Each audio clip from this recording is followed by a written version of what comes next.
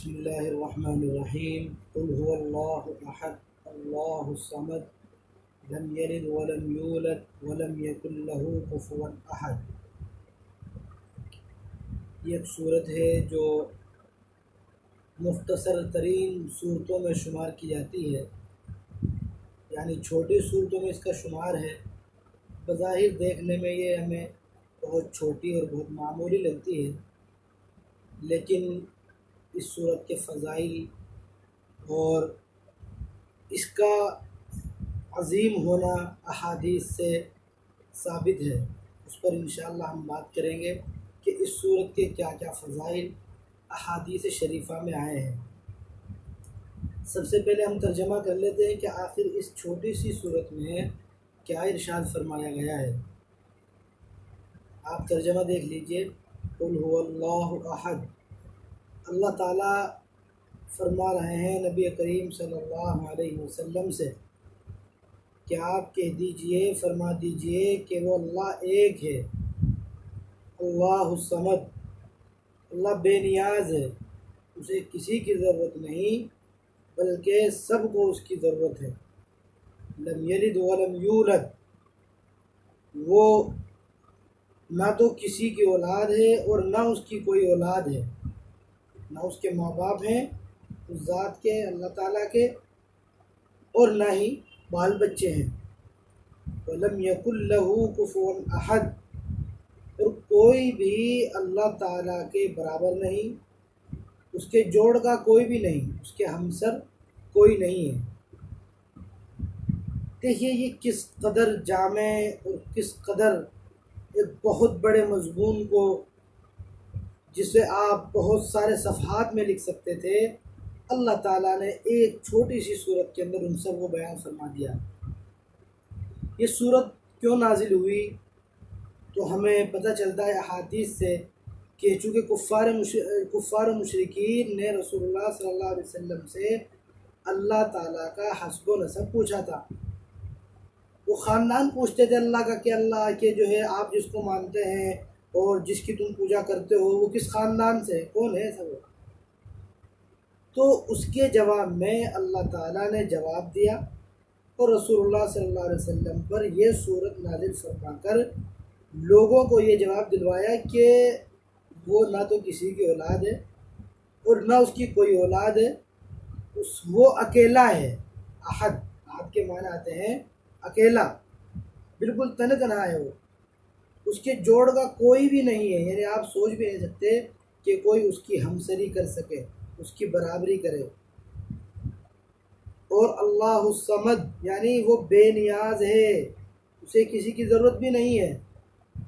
یہ بھی نہیں کہ اس کو ہماری عبادت کی ضرورت ہے تبھی وہ اللہ ہے، ساری دنیا اس کی عبادت پہ لگ جائے اور ایک لمحہ اس کی نافرمانی نہ ہو تو ذرہ برابر اللہ تعالیٰ کی شان میں اور اللہ رب العزت کی عزت میں اضافہ ہونے والا نہیں۔ اور ساری دنیا اللہ تعالیٰ کو نہ ماننے پر تلائے، اللہ تعالیٰ کا انکار کر دے تو ذرہ برابر اللہ تعالیٰ کی شان میں کوئی کبھی آنے والی نہیں۔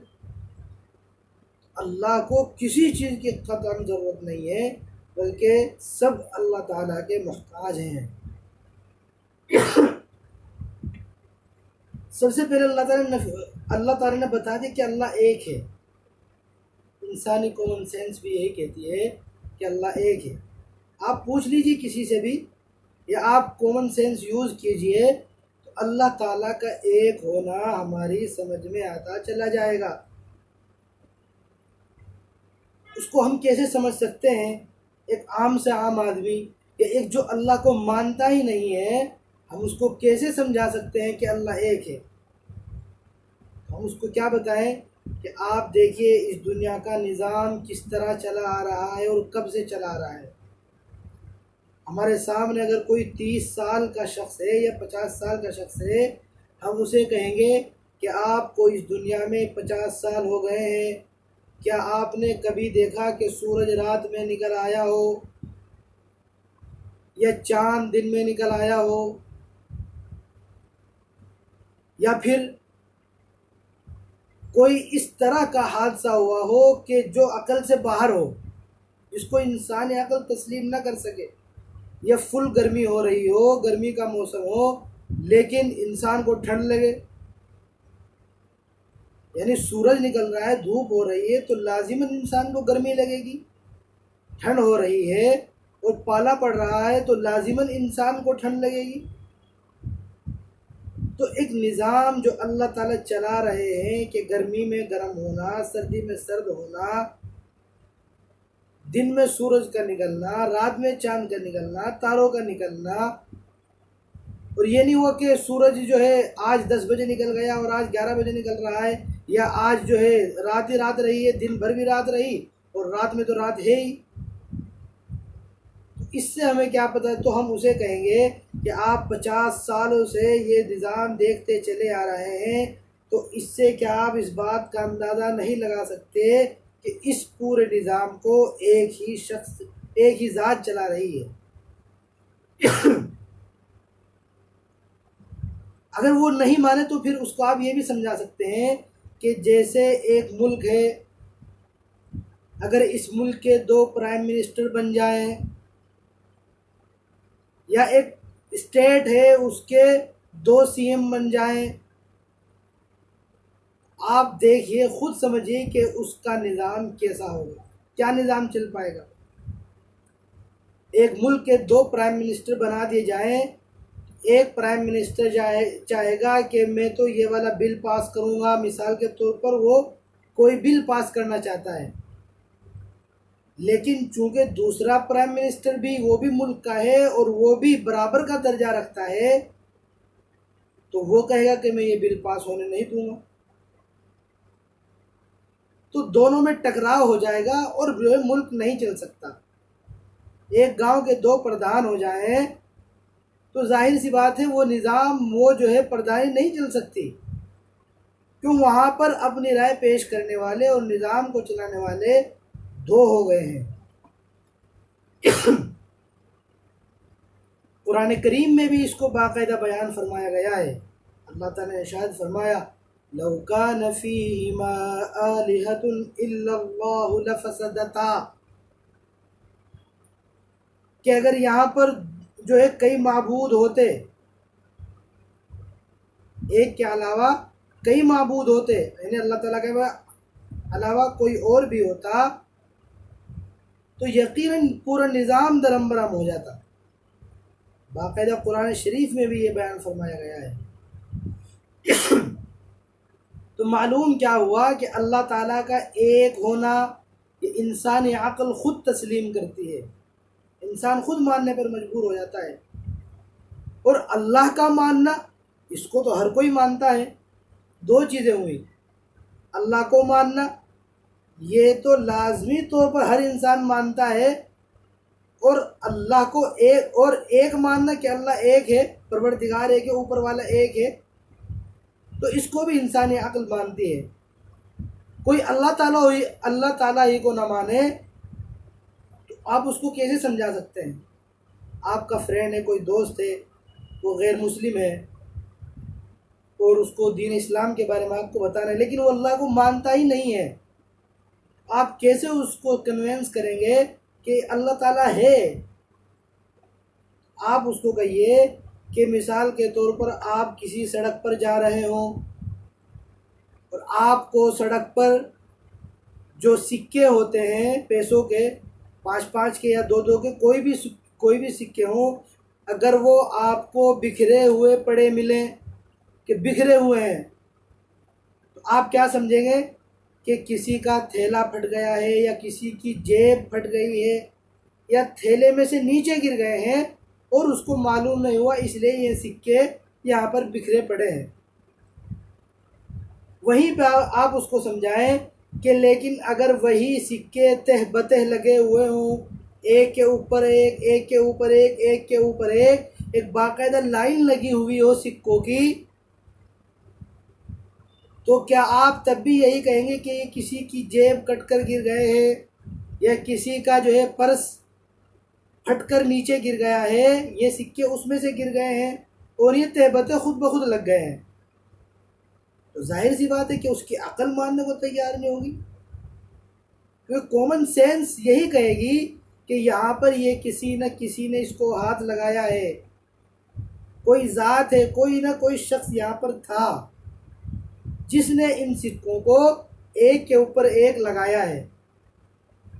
تو جب وہ اس بات کو مانے گا، وہیں پر ہم فوراً اس کو کیا کہیں گے کہ اسی طرح آپ دیکھتے چلے آ رہے ہیں اللہ تعالیٰ کا یہ نظام کہ یہ ذرہ برابر ادھر ادھر نہیں ہوا۔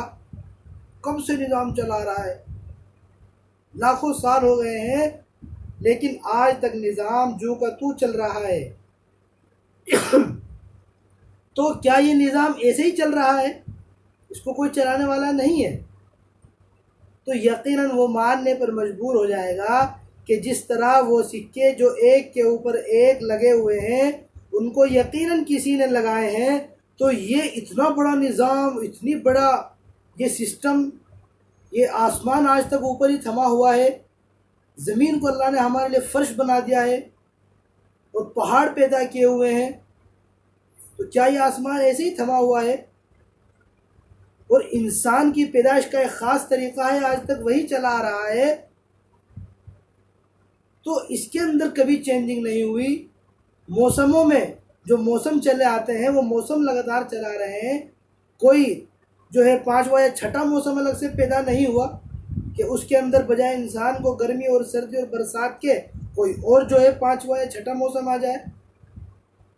تو ایک نظام جو پورا چلا رہا ہے، تو اس سے ہمیں یہی معلوم ہو جاتا ہے کہ یقیناً کوئی نہ کوئی ذات ہے جو اس کو چلا رہی ہے۔ بلکہ کفار مکہ کا حال یہ تھا، اور آج بھی آپ کسی سے بھی پوچھ لیجئے، اگر آپ اس سے کہیں کہ بھائی اس دنیا کو کون پال رہا ہے، تو یقیناً سب جواب دیتے ہیں کہ بھائی وہ اوپر والی ذات ہے، وہ اوپر والا کرم کرے گا، کرپا کرے گا، کرپا، اوپر والا کرپا کرے گا تو یہ کرونا وائرس ختم ہو جائے گا۔ کتنے لوگوں سے ہم نے سنا ہے اپنے غیر مسلم بھائیوں سے کہ اوپر والا ہی کرپا کر سکتا ہے، اب تو تبھی یہ وائرس ختم ہو سکتا ہے۔ تو کہیں نہ کہیں ان کو بھی معلوم ہے کہ یقیناً ایک ذات ہے جو سب کو چلاتی ہے اور سب کی مالک ہے۔ قرآن شریف میں بھی باقاعدہ اس سینس کو بیان کیا گیا ہے۔ قرآن شریف میں ہے قُلْ مَن رَبُّ السَّمَاوَاتِ السَّبْعِ وَرَبُّ الْعَرْشِ الْعَظِيمِ، کہ آپ اگر کسی سے پوچھیں کہ ان ساتوں آسمانوں کا رب اور جو عظیم عرش ہے اس کا رب کون ہے، سَيَقُولُونَ لِلَّهِ، تو یقیناً لوگ کہیں کہ یہ سب اللہ تعالیٰ ہے، اللہ تعالیٰ کا ہے۔ ایک اور آیت ہے قُلْ مَن بِيَدِهِ مَلَكُوتُ كُلِّ شَيْءٍ وَهُوَ يُجِيرُ وَلَا يُجَارُ عَلَيْهِ، کہ آپ ان سے ذرا پوچھئے تو، کفار مکہ سے یہ سوال تو کیجئے کہ کس کے ہاتھ میں تمام چیزوں کی باغ ڈور ہے، کون اس پورے نظام کو چلا رہا ہے، کون ہے وہ ہستی جو اس پورے سسٹم کو دیکھ رہی ہے؟ سَيَقُولُونَ لِلَّهِ، تو وہ خود بخود جواب دیں گے کہ وہ اللہ تعالیٰ ہیں، یہ سب اللہ تعالیٰ کا نظام ہے، اللہ تعالیٰ کا سسٹم ہے۔ تو خود قرآن کریم بھی اس کی وضاحت کرتا ہے۔ تو اللہ تعالیٰ کا ایک ہونا یہ بھی کامن سینس سے ثابت ہوتا ہے، اور اللہ تعالیٰ کا ہونا، اللہ کا وجود، یہ کوئی بے عقل انسان ہی ہوگا جو اللہ تعالیٰ کی ذات کا انکار کرے۔ اللہ الصمد، یہ قل هو اللہ احد کے بارے میں تفصیل تھی۔ اللہ الصمد، اللہ بے نیاز ہے۔ ہم عام طور سے بے نیاز کا ترجمہ کر دیتے ہیں، لیکن بے نیاز کا مطلب یہ ہوا کہ اللہ تعالیٰ کی کسی کو ضرورت نہیں۔ یہاں پر یہ مقصود نہیں کہ اللہ تعالیٰ کو کسی کی ضرورت نہیں، بلکہ اللہ تعالیٰ یہ بھی کہنا چاہ رہے ہیں، اس لفظ کے اندر یہ بھی موجود ہے کہ لوگوں کو اللہ تعالیٰ کی ضرورت ہے۔ دیکھیے عربی زبان اسی لیے عربی زبان نہیں ہے، وہ سب سے پیاری زبان اسی لیے پیاری زبان نہیں کہلائی جاتی کہ اس میں ایک چھوٹا لفظ الصمد جو لفظ ہے اس کے عربی میں معنی، یعنی کوئی اگر باقاعدہ عربی جاننے والا ہو اور عربی کا اسپیشلسٹ ہو تو الصمد کے معنی فوراً وہ یہ سمجھ جائے گا کہ اللہ کو کسی کی ضرورت نہیں بلکہ دوسروں کو اللہ کی ضرورت ہے۔ اب اردو زبان ایک ظاہر سی بات ہے عربی کے مقابلے میں بہت چھوٹی زبان ہے. عربی زبان تو بہت وسیع ہے اور اس کے پاس جتنے الفاظ ہیں اردو کے پاس تو اتنے ہیں بھی نہیں. تو اردو کے پاس الصمد کے لیے کوئی ایک جامع لفظ ہے ہی نہیں جس میں یہ پتہ چل جائے کہ اللہ تعالیٰ کو کسی کی ضرورت نہیں بلکہ لوگوں کو اللہ کی ضرورت ہے. کھینچ تان کر بہت زیادہ غور و فکر کر کے ہم یہ کہہ سکتے ہیں اللہ تعالیٰ محتاج الیہ ہے. محتاج الیہ یعنی جس کو لوگوں کی ضرورت ہو، یعنی جو لوگوں کی ضرورت بن جائے، محتاج الیہ اسے بولتے ہیں کہ جس کی لوگوں کو ضرورت ہو. تو اللہ تعالیٰ کی ذات وہ ہے. الصمد کا ترجمہ ہم کیا کریں گے، آپ جو ہے آسان سی اردو میں سمجھ لیے کہ اسے کسی کی ضرورت نہیں بلکہ سب کو اس کی ضرورت ہے. اتنا لمبا ترجمہ ہمیں اردو میں کرنا پڑے گا. عربی زبان تو وسیع زبان ہے، اس نے تو ایک لفظ میں اپنے معنی ادا کر دیے ہیں. لم یلد ولم یولد، اللہ تعالیٰ کی نہ کوئی اولاد ہے، نہ سنتان ہے، اور نہ وہ خود کسی کی اولاد ہے. اللہ تعالیٰ کے ماں باپ بھی نہیں ہیں. اور اللہ ولم یکن لہ کفوا احد، اور اللہ تعالیٰ کے برابر کوئی نہیں، اللہ کے جوڑ کا کوئی بھی نہیں ہے، اس کے جیسا کوئی نہیں ہے. یقیناً اللہ تعالیٰ کی ذات میں جو کہ وہ اس کا ایک ہونا، سب کو اس کی ضرورت ہونا. اس دنیا میں کوئی انسان کتنا بھی بڑا ہو جائے لیکن ایسا نہیں ہے کہ وہ ہر شخص کی ضرورت بن جائے کہ اگر اس سے ہم ملاقات نہیں کریں گے یا اس سے تعلق نہیں رکھیں گے تو ہمیں نقصان ہو جائے گا، ہم جی نہیں پائیں گے. کوئی انسان ایسا نہیں ہے. ٹھیک ہے، انسان نفع بخش ہوتا ہے لیکن یہ نہیں کہ جو ہے تمام انسان اسی پر ڈیپینڈ کریں گے، ان کی لائف اسی پر ڈیپینڈ کرتی ہے. تو ایسی ذات صرف اللہ تعالیٰ کی ذات ہے کہ اللہ تعالیٰ کی ضرورت پڑتی ہے. آپ کسی ایسی سنسان جگہ چلے جائیے جہاں کوئی نہ ہو. صحرا میں چلے جائیے، صحرا مطلب جہاں پر ریت ہی ریت، دور دور تک آپ کو ریت ہی ریت نظر آئے، نہ کوئی وہاں پہاڑ ہوتا ہے، نہ وہاں پر پانی آپ کو نظر آئے گا، اور نہ وہاں پر آپ کو پیڑ پودے نظر آئیں گے، کچھ نہیں نظر آئے گا آپ کو. وہاں پر اگر کوئی جانور آپ پر حملہ کرنے کے لیے سامنے سے آ رہا ہو تو یقیناً وہاں پر آپ کو ایک ہی ذات یاد آئے گی، اللہ تعالیٰ کی، کہ فی الحال اگر کوئی مجھے بچا سکتا ہے تو وہ اوپر والی ذات ہے، وہی بچا سکتی ہے. اس کے علاوہ انسان کہاں تک بھاگے گا؟ کئی سو کلومیٹر کا صحرا ہوتا ہے، کہاں تک بھاگے گا انسان؟ تو آڑے وقت میں اللہ تعالیٰ انسان کیا ہے، اللہ تعالیٰ کو یاد کرتا ہے. قرآن شریف نے بھی انسان کی اس کیفیت کا اظہار کیا ہے اور بیان فرمایا ہے. انسان کی خاصیت کیا ہے کہ جب اس کو کوئی تکلیف پہنچتی ہے تب وہ اللہ تعالیٰ کو یاد کرتا ہے. وَإِذَا مَسَّ الْإِنسَانَ ضُرٌّ دَعَا رَبَّهُ، اور جب انسان کو کوئی تکلیف پہنچتی ہے تو وہ اپنے رب کو پکارتا ہے. لیکن جب وہ اس کی تکلیف اللہ تعالیٰ دور فرما دیتے ہیں تو انسان کا مزاج کچھ ایسا ہے کہ وہ بھول جاتا ہے، اس کو یاد نہیں رہتا کہ میں جس طرح اپنی بیماری میں اللہ تعالیٰ کو یاد کر رہا تھا، میں اچھائی میں اور تندرستی میں بھی اللہ تعالیٰ کو اسی طرح یاد کروں. تو اللہ تعالیٰ کے سوا کوئی نہیں ہے. ہم دوسری صورت پڑھ لیتے ہیں،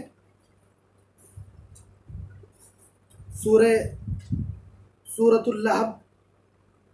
اس کو میں تلاوت کر دیتا ہوں. تبت یدا ابی لہب وتب ما اغنی عنہ مالہ وما کسب سیصلی نارا ذات لہب وامرأته حمالۃ الحطب فی جیدها حبل من مسد. یہ دوسری صورت ہے، اور جو ہم نے صورت پڑھی ہے سورہ اخلاص، اس کے فضائل میں تھوڑے سے بیان کر دیتا ہوں. حدیث شریف میں جو آئے ہیں، ترمذی نے حضرت ابو ہریرہ رضی اللہ عنہ سے روایت کیا ہے کہ ایک مرتبہ رسول اللہ صلی اللہ علیہ وسلم نے ارشاد فرمایا لوگوں سے کہ تم سب جمع ہو جاؤ، میں تمہیں 1/3 قرآن سناؤں گا. یعنی قرآن کے 3 حصے اگر کیے جائیں یعنی 33% قرآن گویا یہ ہوا کہ میں تم سب لوگ جمع ہو جاؤ، میں آپ کو کیا کروں گا، 1/3 قرآن سناؤں گا، یعنی گویا 10 پاروں کے برابر۔ تو ظاہر سی بات ہے اللہ جب صحابہ کو حکم ہوا تو صحابہ جتنے جمع ہو سکتے تھے جمع ہو گئے۔ تو آپ صلی اللہ علیہ وسلم تشریف لائے اور قل هو اللہ احد اللہ الصمد لم یلد ولم یولد ولم یکن له کفوا احد تلاوت کر کے چلے گئے۔ اور کیا فرمایا کہ یہ وہ صورت ہے جو تہائی قرآن کے برابر ہے۔ کس قدر فضیلت بیان فرمائی اللہ کے رسول صلی اللہ علیہ وسلم نے۔ 1/3 قرآن 10 پارے پڑھنے میں آپ کو کتنا ٹائم لگے گا؟ یعنی نارملی 20 منٹ میں ایک پارہ پڑھا جاتا ہے، تو 10 پارے گویا 200 منٹ میں ہوئے، 3 گھنٹے پلس میں آپ کے 10 پارے پورے ہوں گے۔ لیکن یہاں پر آپ کو سورہ قل هو اللہ احد پڑھنے سے 1/3 قرآن کا ثواب 1 منٹ کے اندر اندر مل جاتا ہے۔ لیکن وہ کم ملے گا جب ہم اس نیت سے پڑھیں گے کہ اللہ کے رسول صلی اللہ علیہ وسلم نے فرمایا ہے کہ اس کا پڑھنا 1/3 قرآن کے برابر ہے۔ نارملی ہم بے خیالی میں پڑھ دیں یا ایسے ہی پڑھ دیں تو استحضار ہونا چاہیے کہ اللہ کے رسول نے فرمایا ہے۔ عبادت استحضار سے ہی ہوتی ہے۔ آپ لاکھ اپنے ماں باپ کو روزانہ دیکھتے رہیں، صبح شام آپ اپنی نگاہوں سے دیکھتے رہیں، لیکن اگر آپ اس نیت سے دیکھیں گے کہ ایک فرمانبردار بچے کا، فرمانبردار لڑکے یا لڑکے کا، کوئی بھی ہو سکتا ہے، اپنے ماں باپ کو دیکھنا، یا چاہے ماں ہو، یعنی اولاد اپنے ماں باپ کو اگر محبت بھری نگاہوں سے دیکھے تو اس کو ایک مقبول حج کا ثواب ملتا ہے۔ اب حج کرنے میں کتنا ٹائم لگ جاتا ہے اور کتنا پیسہ خرچ ہوتا ہے، آپ تصور کریں۔ لیکن اسی نگاہ کو آپ اس نیت سے دیکھیں کہ اللہ کے رسول صلی اللہ علیہ وسلم کا ارشاد ہے کہ محبت بھری نگاہوں سے اپنے والدین کو دیکھنا، یہ مقبول حج کا ثواب ملتا ہے۔ تو کہاں سے یہ چینج ہوا ہے ثواب؟ نیت کرنے سے، استحضار کرنے سے۔ تو ہم قل هو اللہ احد کی تلاوت اگر ہم یہ سوچ کر کریں گے کہ اللہ کے رسول صلی اللہ علیہ وسلم نے بھی ایک مرتبہ لوگوں کو جمع فرما کر یہ سورت تلاوت فرمائی تھی اور یہ کہا تھا کہ یہ تہائی قرآن کے برابر ہے، تو یقیناً اس میں کوئی شک نہیں ہے کہ ہمیں 1/3 قرآن کے برابر ثواب ملے گا۔ اور اسی طرح اس سورت کے فضائل میں یہ بھی آتا ہے، اللہ کے رسول صلی اللہ علیہ وسلم نے یہ بھی بیان فرمایا ہے کہ جو ہم نے 2 صورتیں پہلے پڑھی تھی، معوذتین، قل اعوذ برب الناس اور قل اعوذ برب الفلق، اللہ کے رسول نے فرمایا کہ رات کو سونے سے پہلے یہ 3 صورتیں پڑھ لیا کرو۔ 3 صورتیں کون کون سی؟ قل اعوذ برب الناس، قل اعوذ برب الفلق اور قل هو اللہ احد۔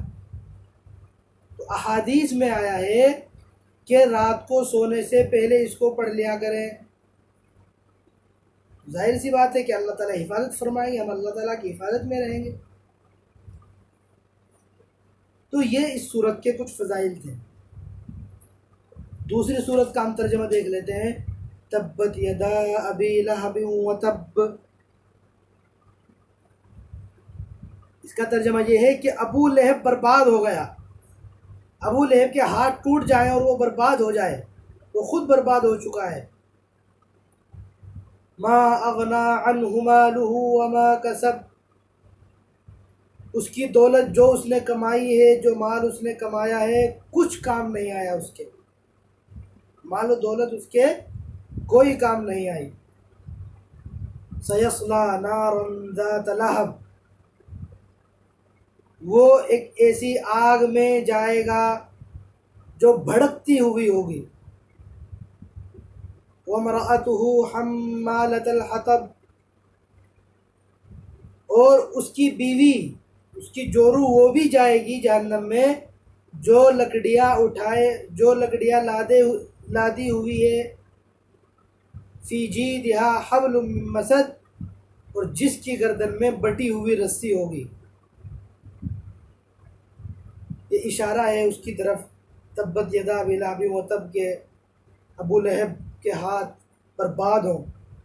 ہاتھ برباد ہو مطلب ہاتھ سے مراد پورا کا پورا انسان بھی مراد لیا جاتا ہے۔ جیسے آپ کہیں نا کسی کو کہ یہ میرا رائٹ ہینڈ ہے، فرینڈ میرا یہ فرینڈ اتنا کلوز فرینڈ ہے کہ یہ میرا رائٹ ہینڈ ہے، تو رائٹ ہینڈ کا مطلب یہ نہیں کہ وہ آپ کا ہاتھ ہی ہے، بلکہ وہ باقاعدہ ہینڈ سے مراد انسان بھی ہوتا ہے، پورا کا پورا مراد لے لیا جاتا ہے۔ تو یہاں پر وہی ہے تبت یدا ابی لہب، کہ ابو لہب کے ہاتھ برباد ہو، وہ تباہ ہو جائے، تو مراد ہے کہ وہ شخص یعنی ابو لہب ہی تباہ ہو گیا، وہ برباد ہو گیا۔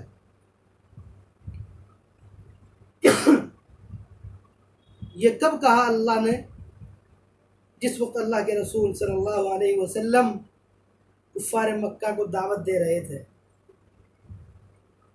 یعنی جب اللہ کے رسول صلی اللہ علیہ وسلم نے دعوتی سفر شروع کیا تھا، تو پہلے تو آپ چھپ چھپ کر دعوت دیتے تھے، آپ نے کئی سال چھپ چھپ کر دعوت دی، لیکن پھر باقاعدہ اعلان آ گیا وَأَنذِرْ عَشِيرَتَكَ الْأَقْرَبِينَ، اور ڈرائیے اپنے قریبی رشتہ داروں کو، آخرت کے بارے میں انہیں آگاہ کیجئے، ان کے انجام کے بارے میں انہیں بتائیے۔ تو جب یہ حکم نازل ہوا تو اللہ کے رسول صلی اللہ علیہ وسلم فوراً ایک پہاڑ پر گئے، صفا نامی پہاڑ پر گئے، اور وہاں پر کب جاتے تھے؟ جب کوئی حادثہ پیش ہو جاتا تھا یا لوگوں کو اکٹھا کرنا ہوتا تھا۔ آج کے زمانے میں جیسے ہم مسجد کے مائک سے اعلان کر دیتے ہیں کہ فلاں مصیبت ہے یا فلاں کام ہے، کچھ بھی اعلان کریں، تو گویا وہ اعلان کرنے کا ایک ٹھیا تھا، اعلان کرنے کی جگہ تھی۔ تو اللہ کے رسول صلی اللہ علیہ وسلم نے وہاں پر جا کر آواز لگائی وا صباحا، یہ خاص انداز تھا لوگوں کو بلانے کا۔ تو چونکہ آواز بہت دور تک جاتی تھی اور کچھ اس طرح کے شور و ہنگامے اس زمانے میں نہیں ہوتے تھے، آج کل آواز کیوں نہیں جاتی؟ کیونکہ شور و ہنگامے اتنے ہوتے ہیں، فیکٹریاں اور طرح طرح کی چیزیں چلتی ہے، تو آدمی پاس سے بھی نہیں سنتا۔ اس وقت آواز یعنی جب شور کم ہوتا ہے، آپ رات میں آواز دیجیے تو آپ کی آواز بہت دور تک جاتی ہے۔ تو اس زمانے میں چونکہ یہ سب چیزیں نہیں تھی تو بہت دور تک آوازیں جاتی تھی، تو سب لوگ اکٹھے ہو گئے۔ تو چونکہ آپ پہاڑ پر چڑھے ہوئے تھے اور سب لوگ نیچے تھے، تو جب سب لوگ اکٹھے ہو گئے تو اللہ کے رسول صلی اللہ علیہ وسلم نے فرمایا کہ اگر میں آپ کو یہ کہوں کہ پیچھے سے ایک لشکر ہے جو آپ پر حملہ کرنے والا ہے، تو کیا آپ اس کو سچ مان لیں گے؟ تو انہوں نے کہا یقیناً، کیونکہ آپ تو پیچھے کا دیکھ رہے ہیں نا، آپ اوپر کھڑے ہیں، آپ دیکھ رہے ہیں پیچھے کا کہ کون آ رہا ہے کون نہیں، تو یقیناً ہم سچ مان لیں گے۔ تو اس کے بعد اللہ کے رسول صلی اللہ علیہ وسلم نے ان کو دعوت دی اور فرمایا کہ میں آپ کو اس عذاب سے ڈراتا ہوں، یا میں آپ کو آخرت کی یاد دلاتا ہوں کہ ہم سب مریں گے اس دنیا میں اور ہمیں آخرت میں حساب دینا ہے۔ اللہ کے رسول نے پوری دعوت وہاں پر دی۔ تو اسی محفل میں ابو لہب تھا، تو ابو لہب نے فوراً وہ طیش میں آ گیا، غصے میں آ گیا۔ اس نے کیا کہا؟ تبا لک لہذا جمعتنا، کہ نعوذ باللہ آپ تباہ و برباد ہو جائے، کیا ہمیں اسی لیے تم نے انوائٹ کیا تھا، اسی لیے بلایا تھا ہمیں یہاں پہ؟ تو نعوذ باللہ آپ کو کیا کہا کہ آپ تباہ و برباد ہو جائیں، آپ کے لیے ہلاکت ہو، نعوذ باللہ۔ اس کے جواب میں اللہ نے یہ صورت نازل فرمائی اور کہا کہ ابو لہب خود برباد ہو چکا ہے، یہ اس کا دنیاوی حشر اللہ تعالیٰ نے بتایا ہے کہ وہ خود برباد ہو گیا۔ ما اغنا عنہ مالہ وما کسب، اس کا مال اور جو کچھ اس نے کمایا اس کے کچھ کام آنے والا نہیں ہے، کوئی کام نہیں آیا۔ تو یہ تو دنیاوی اس کا حشر ہوا، اور آخرت میں اس کا کیا حشر ہوگا اللہ تعالیٰ نے پہلے ہی بتا دیا ہے، سَيَصْلَىٰ نَارًا ذَاتَ لَهَبٍ، کہ وہ ایک ایسی آگ میں جائے گا جو دہکتی ہوئی ہوگی، سرخ ہوگی ایک دم۔ لہب ان کے معنی انگارے کے آتے ہیں جو لال ہوتا ہے۔ ابو لہب کو ابو لہب بھی اسی لیے کہا جاتا ہے، ابو لہب اس کا نام نہیں ہے، بلکہ ابو لہب اس کا یوزر نیم کہہ لیجئے آپ، اس کا یوزر نیم ہے یا اس کا نک نیم ہے۔ ابو لہب کا مطلب کیا ہوا؟ لہب کہتے ہیں انگارہ سرخ، چونکہ ابو لہب بہت اسمارٹ تھا، اس میں کوئی شک نہیں ہے کہ ابو لہب اسمارٹ تھا، اس کا چہرہ ایک دم لال سرخ رہتا تھا انگارے کی طرح، تو اسی لیے اس کو ابو لہب کہا جاتا تھا کہ وہ انگاروں جو ہے وہ لال سرخ ہے، انگارے کی طرح وہ ایک دم لال سرخ ہے۔ تو قیامت میں اس کا حشر کیا ہوگا؟ تو وہ اللہ تعالیٰ فرما رہے ہیں کہ وہ جو ہے ایک ایسی آگ میں جائے گا جو بھڑکتی ہوئی ہوگی، وَامْرَأَتُهُ، اور اس کی بیوی بھی جائے گی، حمالۃ الحطب، جو لکڑیاں لادنے والی ہے، لکڑیاں لادی ہوئی۔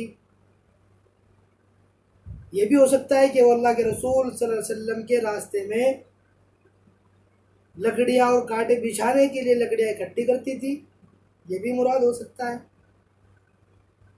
اور اسی طرح چغل خوری کرنے سے بھی یہاں پر یہ کنایا ہے، جس طرح چغل خوری سے جو ہے پورے کے پورے خاندان میں آگ لگائی جاتی ہے، اسی طرح لکڑیاں اکٹھی کرنے سے جس طرح آگ لگائی جاتی ہے۔ تو مفسرین نے یہ بھی لکھا ہے کہ وہ بہت چغل خور تھی، اس کی صفت بتائی ہے کہ اس کی بیوی جو چغل خور تھی، یا جو اللہ کے رسول صلی اللہ علیہ وسلم کے راستے میں لکڑیاں لاد کر لاتی تھی اور راستے میں بچھاتی تھی، وہ بھی جہنم میں جائے گی۔ چغل خوری ظاہر سی بات ہے ایک کبیرہ گناہ ہے، گناہ کبیرہ ہے، حدیث شریف میں بھی آیا ہے لا يدخل الجنت قطات، کہ چغل خور وہ جنت میں نہیں جائے گا۔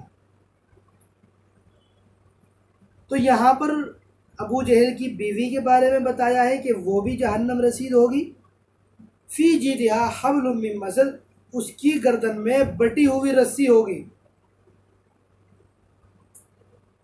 اس سے مراد ہے کہ یعنی سخت ترین تکلیف دی جائے گی۔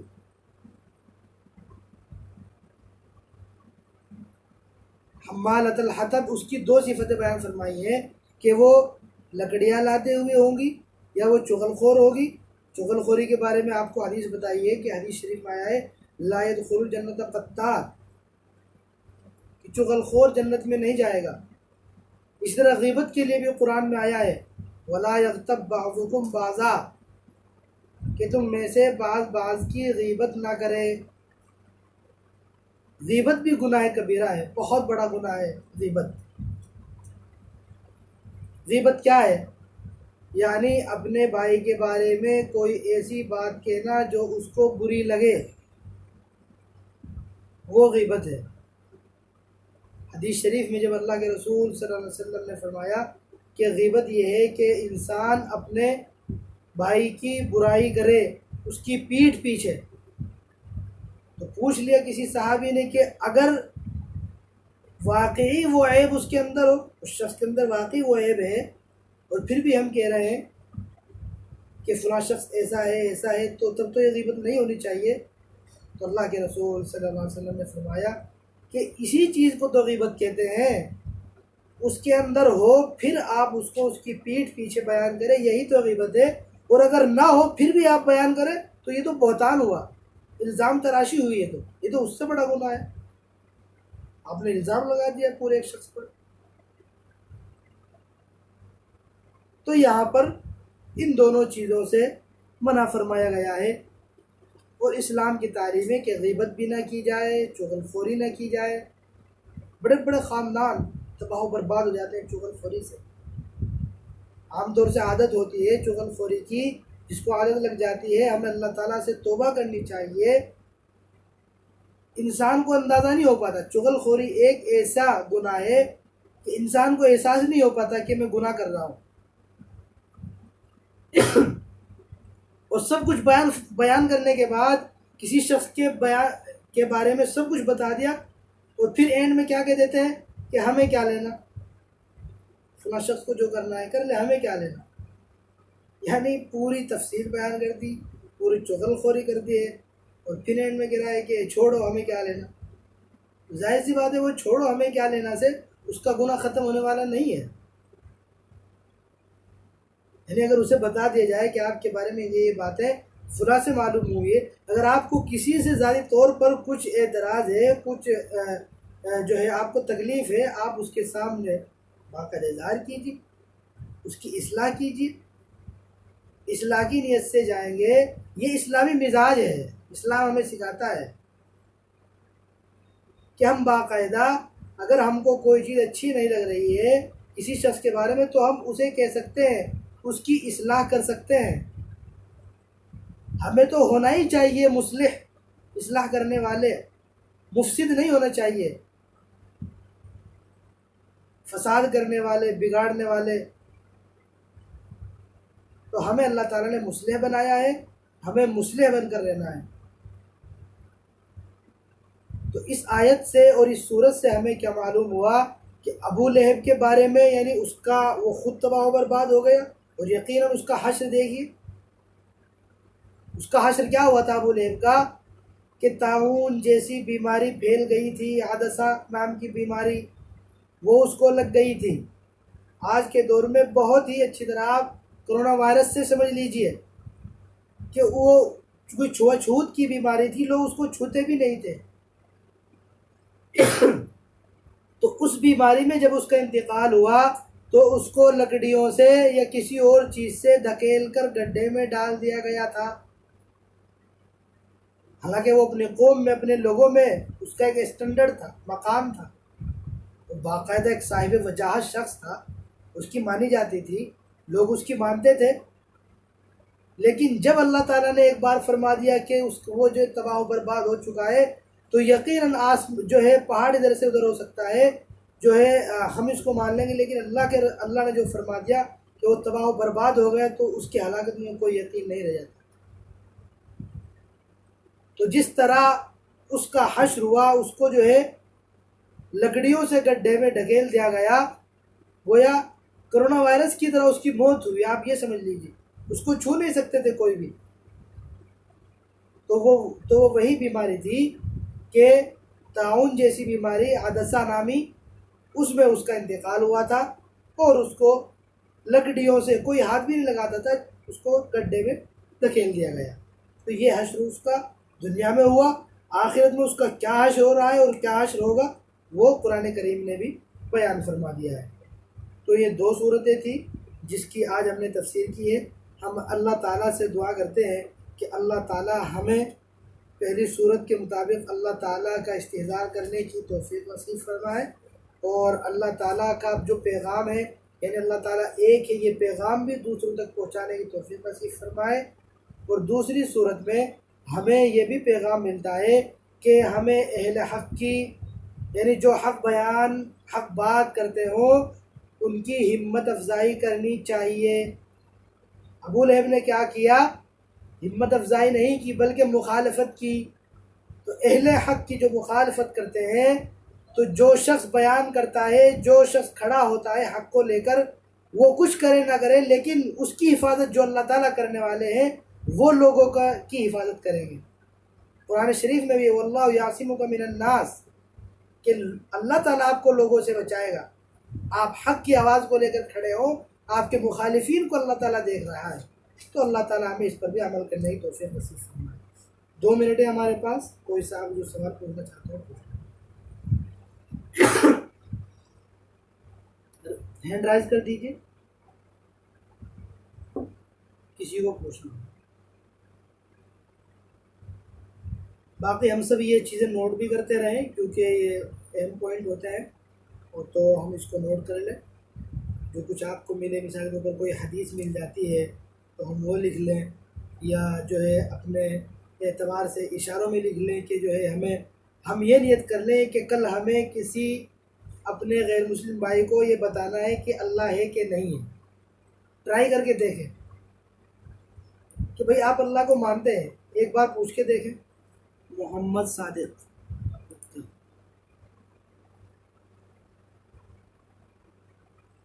جی، وعلیکم السلام۔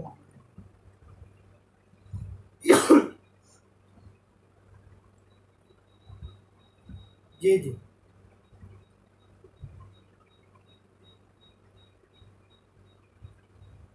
جی جی